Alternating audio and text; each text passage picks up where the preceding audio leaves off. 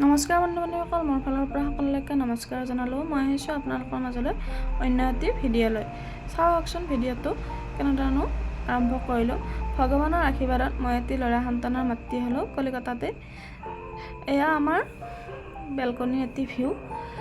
হস্পিটেলৰ পৰা যিদিনাখন ৰিলিজ হৈ আহিছিলোঁ সেইদিনাখন মোৰ এটি সৰু ক্লিপ বেবীক কেনেদৰে ৱেলকাম কৰিছিল।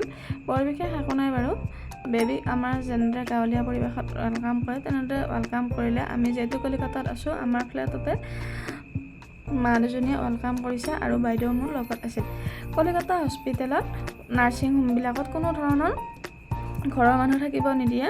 হস্পিটেলত ইয়াতে সকলো আয়া আৰু নাৰ্ছবিলাকে সকলো কাম কৰে। ইয়াতে নাৰ্ছবিলাকৰ ব্যৱহাৰ খুবেই ধুনীয়া, বহুত ভাল লাগিল ইয়াৰে নাৰ্ছবিলাকৰ। আৰু কলিকতাত এটা আমি ফাৰ্ষ্ট টাইম জানিলোঁ যে কলিকতাত বেবী জন্ম পালে হিজৰাসকলে পইচাৰ দাবী কৰে ৰুমত আহি। আমাৰ ৰুমতো আহিছিল, আহি পইচা দাবী কৰিছে, পইচা লৈ গৈছে। সিহঁতে পইচা নিদিয়ালৈ নাযায় কোনো ধৰণৰ। আপোনালোকে যদি এই পদ্ধতিটো জানে তেতিয়াহ'লে ক'বচোন বাৰু, কোনে কোনে জানে বাৰু।